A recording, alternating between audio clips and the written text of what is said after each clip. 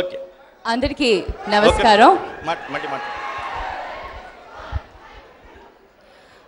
ఈరోజు ప్రత్యేక హోదా మీద స్పెషల్ కేటగిరీ స్టేటస్ పైన ప్రజల అభిప్రాయాలని పార్టీ అభిప్రాయాలని సేకరించేందుకు ఈరోజు చైతన్య పదం అని సాక్షి ప్రోగ్రాం తీసుకొచ్చారు. మరి ఇంతమంది స్టూడెంట్స్ ఇక్కడ ఉన్నప్పుడు వాళ్ళకి కావాల్సిన కరెక్ట్ అవగాహన అనేది మనం ఇవ్వాలి. దీనివల్ల వచ్చే ప్లస్ కానీ మైనస్ కానీ పాజిటివ్ కానీ నెగిటివ్ కానీ అనేది వాళ్ళకి ఒక అవగాహన అనేది ఇచ్చేందుకు ఈ చర్చా వేదికను మనం ఇక్కడ సమావేశమయ్యాం.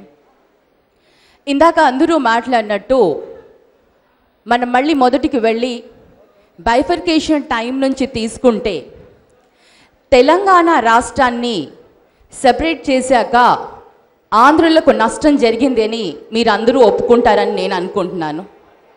ఆంధ్రప్రదేశ్కి అనేది నష్టం జరిగింది.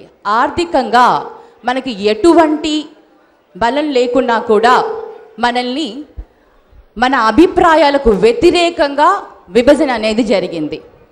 మరి అటువంటి సమయంలో ఏ పార్టీలు అయితే మనల్ని విడగొట్టారో అపోజిషన్లో ఉన్న పార్టీ బీజేపీ అప్పుడు మనకు సమర్థించింది. మేం ప్రభుత్వంలో వస్తే తప్పకుండా మీకు ప్రత్యేక వర్గ కేటగిరీ స్టేటస్ అనేది మీకు ఇస్తాము అని అప్పుడు హామీ ఇచ్చారు. అది మన అందరికీ తెలిసిందే, అందరూ కూడా ఒప్పుకుంటారు దానికి.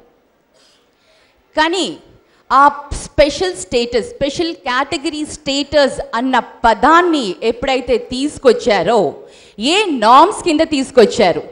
ఇప్పుడు ఇందాక కపిలేశ్వర్ గారు అన్నారు ఇంటర్నెట్ ఓపెన్ చేస్తే మనం స్పెషల్ కేటగిరీ స్టేటస్ ఏ స్టేట్స్కి వస్తుందో మీరు ఒకసారి తెలుసుకోవాలని. Definitely I agree that special category status only hilly స్టేషన్స్కి మరి చాలా డిఫికల్ట్ ఉన్న స్టేట్స్కి మటుకే వస్తుంది.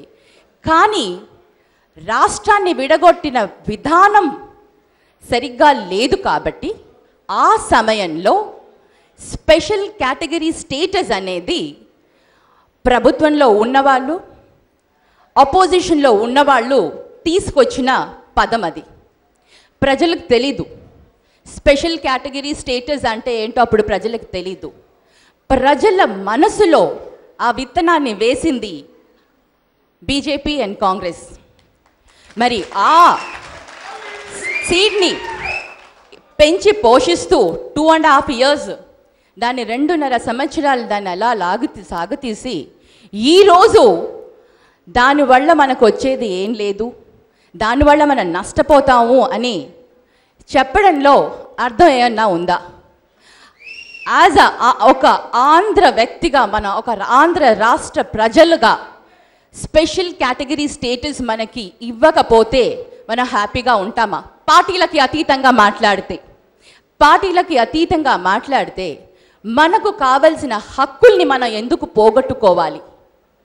మరి తెలంగాణ వాళ్ళ రాష్ట్రం వాళ్ళకి హక్కులు లేవు, మాకు ఉద్యోగాలు లేవు, మాకు ఎటువంటి రాయలసీమ నుంచి అందరూ కూడా లైక్ ఆంధ్ర నుంచి అందరూ సీఎంలు అయిపోతున్నారు, మాకు ఎటువంటి బెనిఫిట్స్ లేవు అని వాళ్ళు పోరాడి సాధించి తెచ్చుకున్న తరువాత కూడా మనం మన స్పెషల్ కేటగిరీ స్టేటస్కి మనలో మనం ఎందుకు గొడవ పడుతున్నాం?